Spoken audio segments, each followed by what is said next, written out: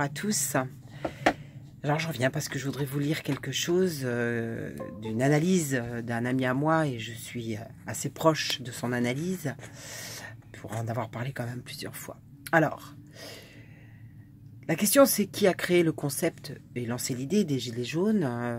Est-ce que c'est vraiment une personne du peuple? Plusieurs même personnes du peuple? Est-ce que c'est... deux personnes qui étaient au resto et qui ont décidé de lancer le mouvement. Et ce qui est intéressant, c'est de regarder le The Economist, ce journal américain, où on voit dans la rue une foule de jaunes, tout habillés de jaune, c'est des petits bonhommes en jaune. Pure coïncidence, certainement, on ne sait pas. En tout cas, agiter le peuple avant de s'en servir, c'est une sage maxime, disait Talleyrand. Lors de la Révolution, en 89, et non française, puisqu'aux manettes se trouvaient des gens de la franc-maçonnerie, qui est la reine du mensonge, ça tout le monde le sait, du meurtre, de la terreur et de la manipulation. Il y a aussi, bien sûr, des banquiers qui en font partie, enfin, un tas de personnes. Donc pour les Gilets jaunes, il est évident que des gens ont créé l'idée. Ce qui serait intéressant, c'est que cette idée puisse apparaître au grand jour, c'est-à-dire qui a eu l'idée en premier. Et on voit que c'est personne, que ça descend spontanément dans la rue, c'est quand même effectivement extrêmement bizarre. Ce qui ne remet pas du tout en cause les gens qui veulent se battre. Attention, je précise, simplement je demande à tous de se faire cette réflexion. Alors, qui a eu l'idée en premier? Est-ce que ça vient d'un homme? Est-ce que ça vient du peuple? De quelques hommes? Qui vraiment a eu cette idée? Donc on est vraiment véritablement en droit de se poser la question. Alors, cet ami qui est la page Arbre d'Esprit, réseau social Arbre d'Esprit, dit « Nous ne le saurons jamais car cette idée est née, je le pense vraiment, dans des bureaux feutrés d'une élite rusée, judéo-maçonnique. » Lui dit « Je pense personnellement, et l'histoire mondiale de toutes les révolutions du monde le confirme, que c'est encore plus pervers que cela. Il souhaite développer ce phénomène à l'échelle mondiale. » Et il amène la preuve sur bloogie.net, enfin une des preuves, où un appel sans frontières vient d'être lancé dans plusieurs régions du monde. Je vous mettrai le lien, pour une journée de résistance simultanée sans frontières le 10 décembre 2018 contre le durcissement du capitalisme et de la société autoritaire. C'est un article qui est à lire. Le concept du gilet jaune finalement est une marque de fabrique des révolutions colorées de ces dernières années. Techniquement c'est assez simple, étrangement aussi ironique dit-il, car Facebook a laissé faire et même a participé à l'essor du produit marketing révolutionnaire du gilet jaune. Il a donc suffi pour eux de faire craquer l'allumette, de propager l'info et de manipuler en coulisses.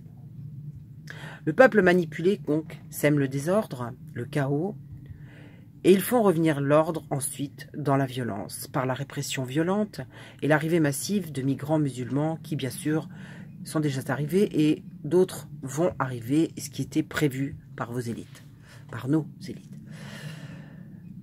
Il dit « J'ai moi-même personnellement été, il y a quelques semaines, harcelé par des messages venus de gens que je ne connaissais pas.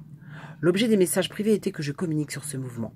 10 citoyens. » Et il dit « J'en doute. Ce mouvement, il nous faut, à mes yeux, le soutenir, tout en étant très vigilant, car tous ces gens sont d'un courage extraordinaire. » Je suis 100% d'accord. C'est-à-dire que ce mouvement, à mon avis aussi, doit être, excusez-moi, il y a la lumière, voilà, doit être soutenu. On le soutient, enfin je le soutiens personnellement, mais je pense qu'il faut être très très vigilant sur la manipulation qui se trouve derrière. Et là, encore une fois, je ne parle pas des gens, je parle de nos élites qui nous ont habitués à cette manipulation constante et permanente. Pour le concept des gilets jaunes, des gens très malins se sont servis sans aucune censure des réseaux sociaux. Ils ont fait ça comme dans toutes les révolutions colorées de ces dernières années, Ukraine, Tunisie, Égypte. Aujourd'hui, c'est le jaune. Dans toutes ces révolutions, des ONG étaient très actives et on y a trouvé à chaque fois un homme de la synagogue qui s'appelle Soros. Dans toutes ces révolutions, Facebook et les RG et l'État ont laissé faire. N'est-ce pas trop gros?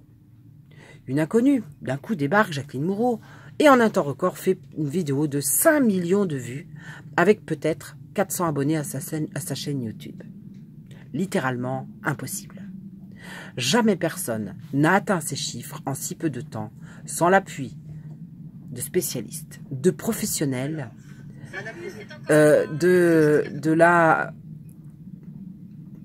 du système, en clair. Entendez bien. Elle a été invitée sur tous les plateaux télé en un temps record. Donc elle a été choisie pour représenter ce mouvement. Mais par qui? Par qui a-t-elle donc été choisie? Au départ, hein, parce que par la suite on voit qu'elle n'est plus là puisqu'elle est grillée. Il y a des gens qui l'ont grillée. Avec des gens un petit peu idiots, mais bon. Donc elle a demandé que des responsables des Gilets jaunes de région donnent officiellement leur nom. Pour le ministère de l'Intérieur franc-maçonnique, bien évidemment. Toujours à se poser les questions. Posons-nous les bonnes questions. Certains du peuple essaient de guider l'humanité se disant les élus de Dieu. Et non élus par nous. Et ils ont comme devise Ordo ab chaos. Donc je vous réfère à la vidéo que j'avais faite, hein, l'Ordo ab chaos. L'ordre après le chaos à l'échelle planétaire. Et c'est marrant parce que tous les présidents ont parlé du NOM, du nouvel ordre mondial. Donc, qui est derrière tout ça?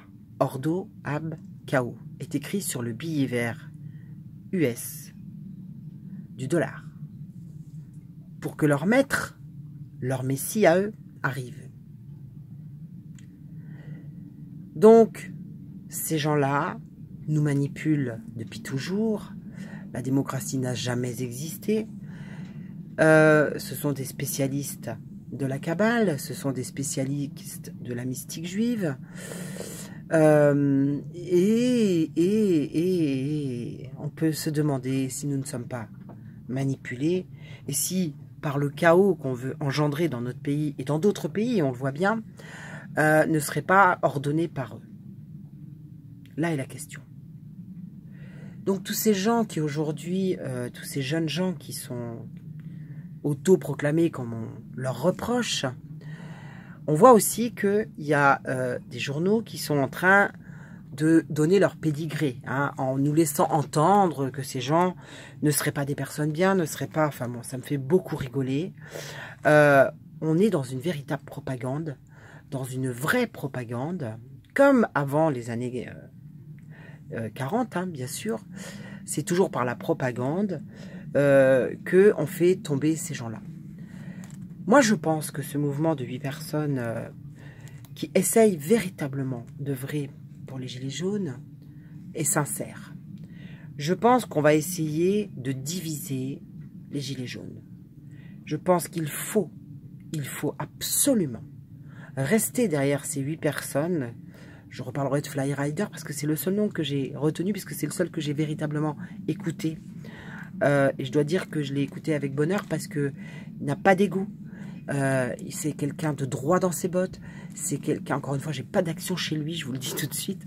Mais voilà, moi, il résonne en moi. Et donc, à partir de là, quand ça résonne, c'est que c'est juste.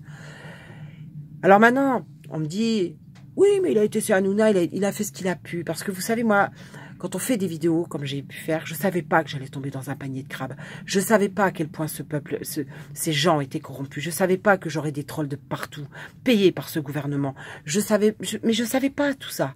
Et j'ai appris au fur et à mesure, en prenant plein la tête, évidemment, après des centaines de déceptions, de gens que je n'ai pu côtoyer, de gens que je pensais peut-être être bien et qui finalement se sont avérés être corrompus. Enfin, je ne pensais pas, en fait. Donc, c'est un chemin qui est compliqué à prendre, c'est un chemin qui est difficile à emprunter, mais moi, j'ai confiance en ces gens-là.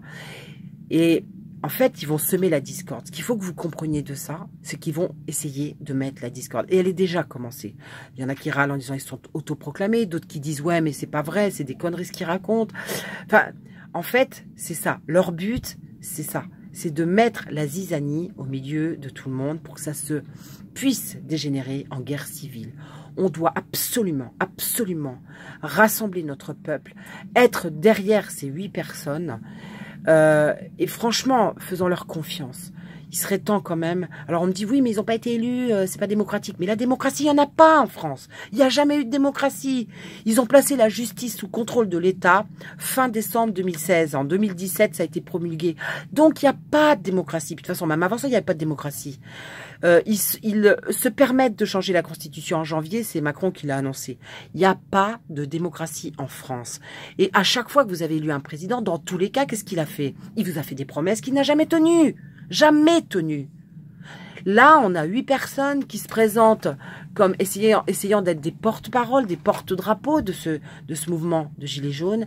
Et ces 8 personnes essayent de faire quelque chose. Dans notre pays, personne n'a jamais essayé véritablement de faire quelque chose. Et qu'est-ce qu'ils proposent, une assemblée citoyenne? Ils proposent, voilà, laissons-leur du temps, laissons-leur le temps de s'organiser, laissons-leur le temps de faire les choses, mais nous devons impérativement rester unis. Nous devons impérativement, à un moment donné, se faire confiance pour aller de l'avant. Et ces 8 personnes, ces 8 jeunes personnes, doivent absolument ne pas se laisser corrompre. Et je crois qu'ils l'ont compris. Je crois qu'ils l'ont compris. Maintenant, ils auront plein de pièges. Ils auront plein de personnes pour les discréditer. Ils auront plein de personnes. Eux, ils doivent tracer leur route. Ils doivent même pas écouter tout ça. Ils doivent tracer leur route. Ils doivent demander, écouter ce que le peuple a demandé. Et ils doivent demander d'abord la destitution, bien évidemment. Ces gens doivent être condamnés pour... moi, je dis c'est un crime. C'est de la haute trahison. Quand on impose 11 vaccins alors qu'on est pieds et mains liés avec des labos, alors qu'on sait qu'il y a des enfants autistes et qui meurent, quand on accepte le glyphosate pendant des années alors qu'on a des bébés qui naissent sans bras à outrance, quand on légalise la pédophilie dans notre pays et qu'on nous explique qu'un enfant devrait expliquer qu'il n'est pas consentant, alors qu'auparavant, avec l'ONU et l'OMS, on a déjà préparé le terrain en disant qu'on aurait les droits sexuels pour les enfants, oui, je dis que c'est de la haute trahison à la nation. Ouvrez les yeux. Ouvrez les yeux là-dessus. Alors, je le répète, peut-être effectivement que ce mouvement a été créé par nos élites. Soyons vigilants, soyons très vigilants. Il y a de fortes chances que ce soit vrai. Mais n'empêche qu'il fallait que ça bouge. N'empêche qu'il faudrait qu'on fasse quelque chose. Moi, j'appelle toujours à la désobéissance civile. Je ne changerai pas d'un iota mon discours. Je suis pour la désobéissance civile depuis le début, en disant aux gens de rester chez eux, de ne plus consommer pour effondrer le système. Il faut effondrer ce système. Ça peut peut-être éviter la guerre civile. Beaucoup de gens ne veulent pas le croire. Beaucoup de gens me disent mais il faut qu'on travaille. Ouais, mais il faut. Mais tu travailles pour rien. Tu travailles pour quelque chose qu'ils sont en train d'organiser. Ils veulent effondrer nos pays. Ils veulent prendre le nouvel ordre mondial. Ça veut dire une religion unique et un gouvernement unique. Ils t'ont fait accepter déjà l'Europe. Ils te l'ont imposé. Tu n'as pas voté pour, mais ils te l'ont imposé. Ensuite, ils t'ont imposé des centaines de choses pour que tu acceptes. Ils t'ont appauvri pour que tu acceptes. Ils t'ont même désarmé. Ils ont passé des centaines et des centaines de lois pour que tu ne te révoltes pas. Donc, notre dernière chance, pour moi, c'est les gilets jaunes, et que nous fassions et que nous pratiquions la désobéissance civile au maximum. Nous devons cesser de consommer. Nous devons absolument créer autour de nous. Créons de l'autonomie. Créons de l'autonomie, mais en tout domaine. Dans la santé, dans la façon de manger, dans comment se chauffer, comment avoir de l'électricité. Créons de l'autonomie. Soyons le plus rapidement possible autonomes et entraidons-nous. Nous avons besoin de l'unité, vraiment. Nous avons besoin de cette unité des Français avec les Français. Enfin, Français de souche ou pas de souche, je m'en fous. Des gens qui sont dans notre pays, qui sont prêts à agir et à œuvrer. Voilà. Voilà ce que je veux dire. Donc, allez voir la page Arbre d'Esprit. J'ai lu son analyse, que j'ai trouvée très pertinente. C'est quelqu'un que je connais aussi. On n'est pas toujours d'accord. Il y a des fois, on n'est pas d'accord du tout d'ailleurs. Mais en tout cas, on communique toujours avec respect l'un avec l'autre. C'est quelqu'un que j'apprécie beaucoup. Donc, soyons unis, soyons derrière ces 8 personnes. Oui, elles n'ont pas été élues démocratiquement. Oui, ça n'a. Mais il n'y a pas de démocratie. C'est déjà là où il faut ouvrir vos yeux. Ouvrez vos yeux. Ouvrez vos yeux sur ce qui est en train de venir chez nous. Ouvrez vos yeux. Bon courage à tous.